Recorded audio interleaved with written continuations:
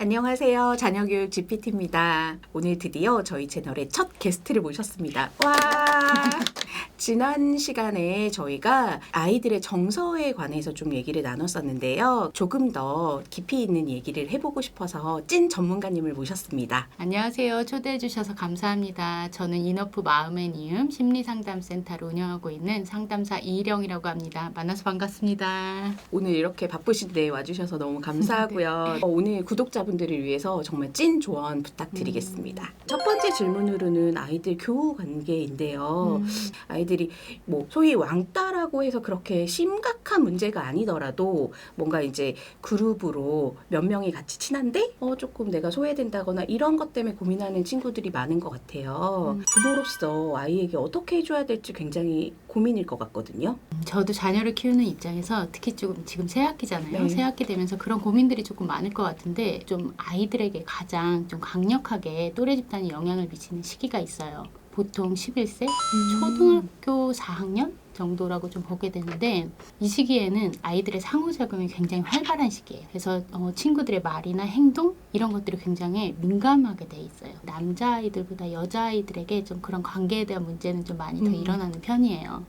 이때는 부모님들이 아이에게 좀 더 관심을 갖고 지켜봐야 할 텐데 사실은 어느 날 와서 엄마 나 학교 생활이 너무 힘들어 따돌림 당하는 것 같아. 아이가 그런 이야기를 할 때 부모님의 처음 반응 그 태도가 굉장히 중요한데 감정적이지 않게 좀 대응을 하는 게 제일 중요하다는 생각을 해요. 너무 과하게 반응을 하지 않는 것도 중요하고 또한 반대로 너무 축소된 반응. 그때는 다 그래. 친구들끼리 그렇게 싸울 수도 있지. 뭐 이렇게 해서 아이들의 이야기를 무시하거나 너무 축소된 반응을 보이는 걸 좀 자제하면서 사실은 아이랑 이야기를 하면서 어떤 상황이나 조금 어떤 행동들이 이 아이에게 그렇게 소외감으로 느껴졌는지 그렇게 따돌림을 받는다고 생각이 되는지 그 부분에 대해서 좀 이야기를 하는 것이 중요하고 가정에서 할 수 있는 방법들을 좀 보자면 아이가 그 상황을 통해서 해결 방법에 대해서 어떤 것을 원하는지를 좀 들어보고 또 한 가지는 자녀가 좀 어리다면 그 친구들 사이에서 내 아이가 어떻게 행동을 하는지에 대한 그런 패턴들도 부모가 알고 있는 게 되게 중요해서 부모가 있는 상황에서 새로운 환경에 그 또래 집단과의 관계 경험들을 좀 많이 만들어주는 것도 좋아요. 부모가 내 아이는 다른 친구들과 이렇게 소통을 하고 이렇게 관계를 맺는구나를 좀 파악을 해서 아이들과 그런 이야기들을 조금 나눠보는 것도 좋고 사실은 가장 중요한 것은 좀 예방이라고 생각을 하는데 그런 시기들 뿐만이 아니라 평소에 내 아이가 어떤 생각을 하는지 친구들과 좀 어떤 상호작용을 하고 있는지 그런 부분들을 좀 대화를 통해서 꾸준히 알아가는 것도 중요하고 사실 학교에서의 생활은 저희가 학부모 상담이라는 것도 있잖아요. 좀 선생님하고 교사분들하고도 좀 나누는 것도 좀 좋을 것 같아요. 그래서 가장 중요한 거는 저는 아이들을 좀 관심 있게 바라보고 그것들이 중간중간에 적절한 지도와 좀 지지 부모님의 지지가 많이 필요하다고 생각합니다. 네. 네, 추가로 좀 궁금한 게 생겼는데 아이들이 차라리 엄마 나 학교에서 이랬어 라고 말하면 차라리 나은데 말을 잘 안 하고 표현을 잘 못하는 경우도 있잖아요. 있죠. 네, 그럴 경우가 더 어려울 것 같아요. 근데 분명히 뭔가 변화는 느껴지는데 그럴 때는 엄마가 어떻게 해주면 좋을까요? 아이들이 본인의 그런 상황들을 이야기해주면 가장 베스트겠지만 표현을 하지 못하는 경우가 있어요. 왜냐면은 자기 잘못이라고 생각하는 친구들도 있거든요.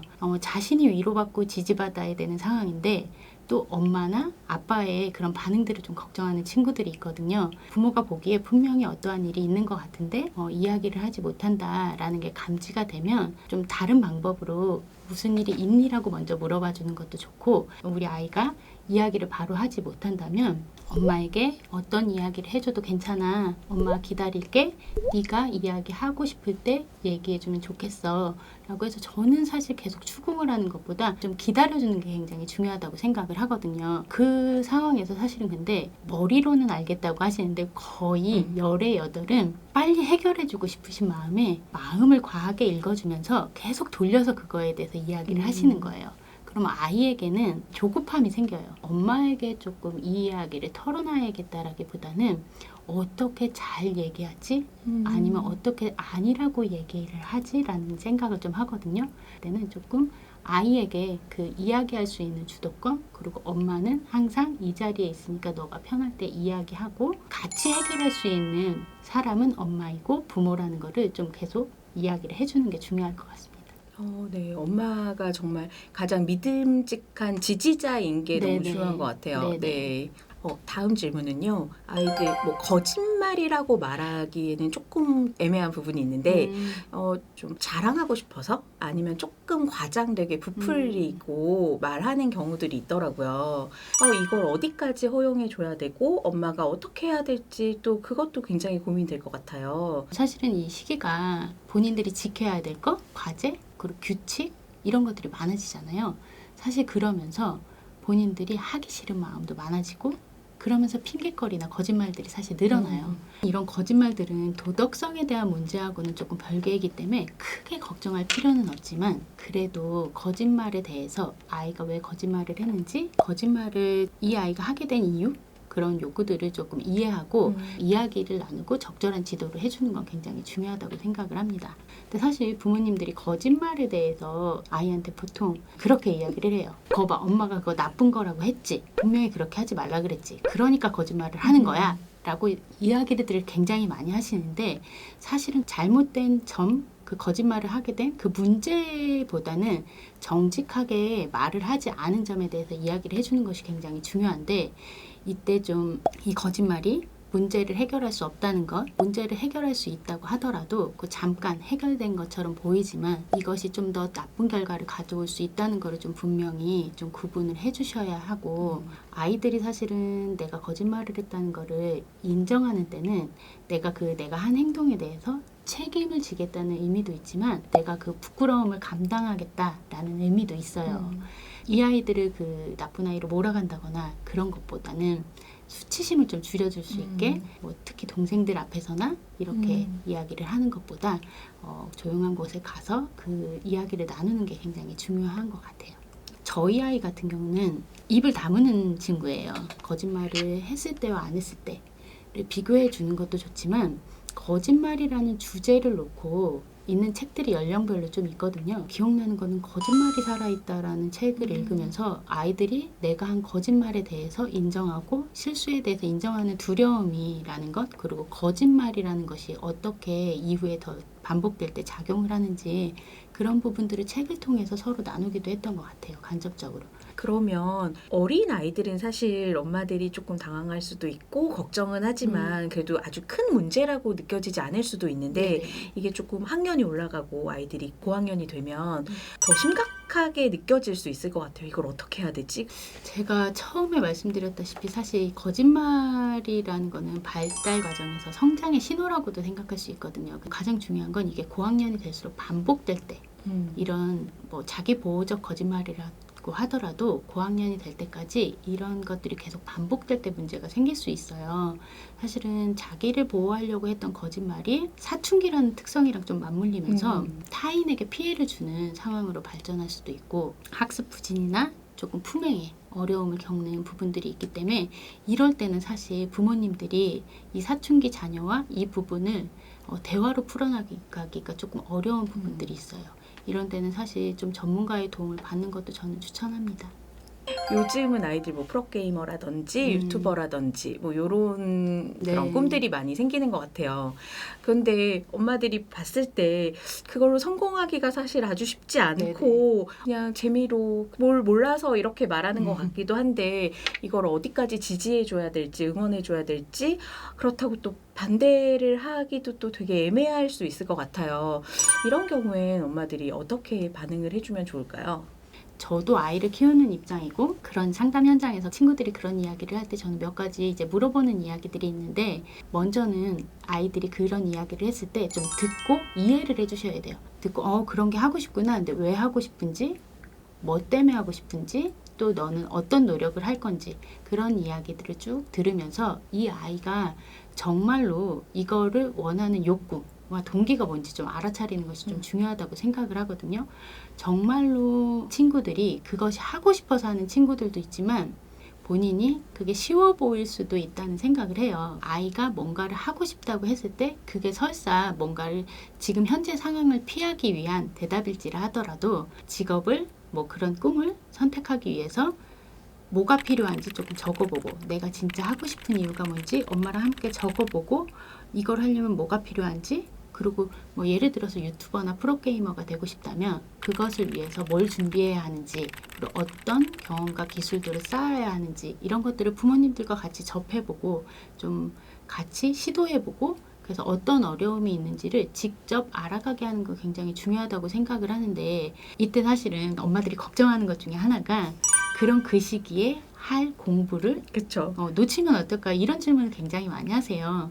네가 정말 하고 싶은 것을 이루기 위해서는 학업을 소홀히 하지 않아야 되는 이유에 대해서 조금 적절하게 그때는 훈육과 좀 지도와 지지 이런 게 필요하다고 생각을 합니다. 저는 사실 좀 구체적으로 좀 파고들어야 된다고 생각을 하는데 프로게이머가 돈을 많이 번다고 생각하면 그 친구가 바라보는 친구가 있을 거예요. 사실 요새 되게 유명한 그 친구 제가 갑자기 이름이 생각이 안 나는데 그러니까 어느 프로게이머를 봤는지 그리고 그런 그 친구가 얼마를 버는지 그걸 같이 찾아보고 그 한 친구에 대한 걸 쭉 파는 거죠. 어려운 상황에서 어떻게 공부를 했고 거기서 할머니의 지지가 어떻게 있었고 그런 부분들에 대해서 아이가 원하는 그 대상, 그 프로게이머나 유튜버에 대한 이력들을 조금 쭉 같이 나눠보고 실질적인 거를 같이 나눠보는 게 좋을 것 같아요. 이 친구는 사실은 게임만 한 게 아니라 분석하는 시간에도 굉장히 많이 들였고 제가 알기로는 책을 굉장히 많이 읽은 걸로 알고 있어요. 그래서 이 아이가 바라보지 못하는 공부와 연결된 부분들을 그 사람이 했던 유튜버나 프로게이머가 했던 그 부분들을 좀 같이 찾아서 이 부분들을 아이랑 좀 깊게 나누는 게 좋을 것 같아요. 그 계획을 세워보라는 말이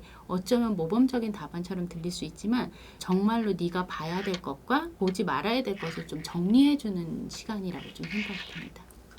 오늘 좋은 말씀 많이 해주셨는데요. 사실 결국은 아이와 어떻게 대화할 수 있고 아이를 어떻게 알아챌 수 있고 그리고 관계를 맺을 수 있느냐인데 그게 대화에서 가장 네네. 많이 이제 드러날 수 있을 것 같아요.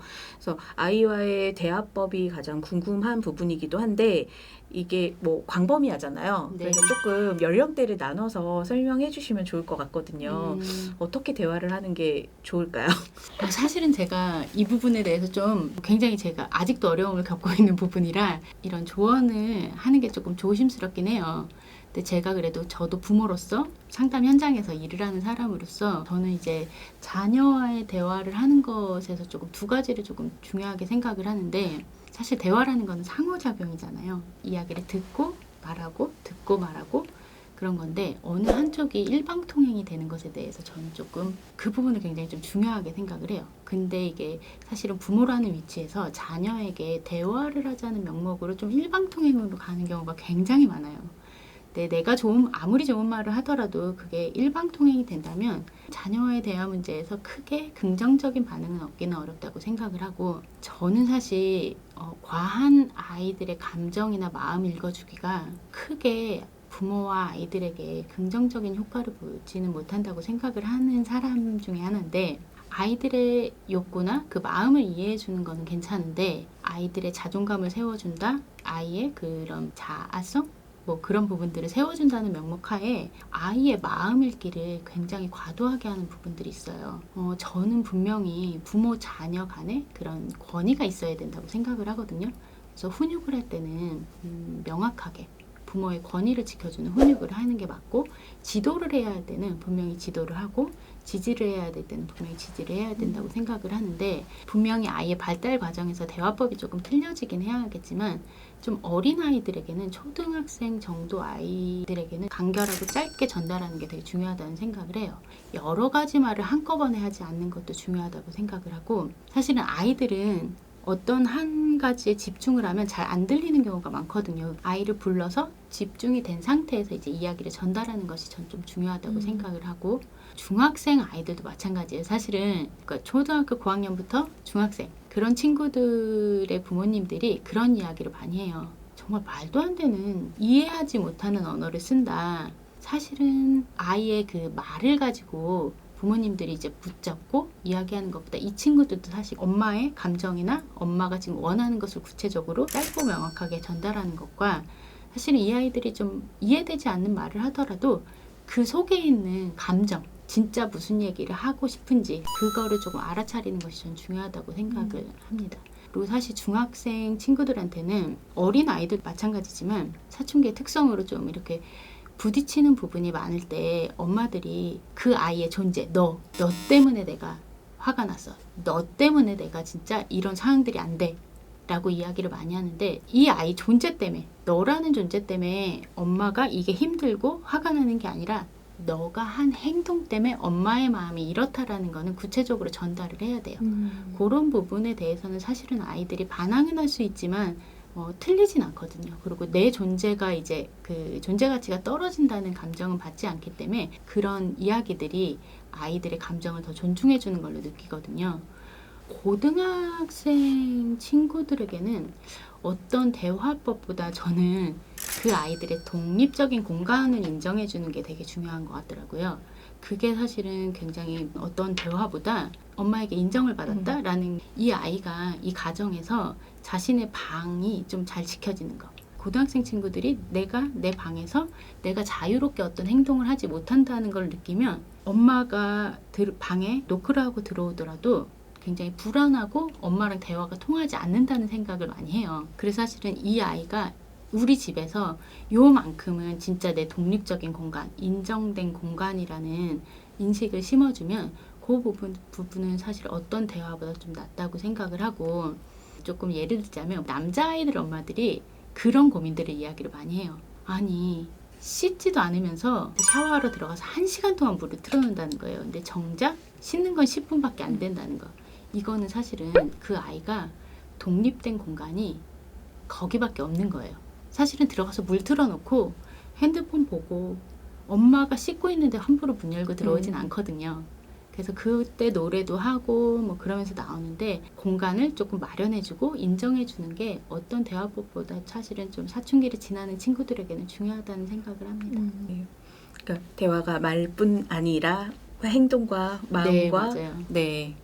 너무 좋습니다. 오늘 현실적인 조언 너무 감사했습니다. 아이를 이끌고 간다기보다는 같이 함께 걷는 길이라는 느낌이 많이 들어서 좀 너무 개인적으로도 좋았고 자녀교육 GPT 구독자분들에게도 굉장히 많이 도움이 되셨을 거라고 생각해요.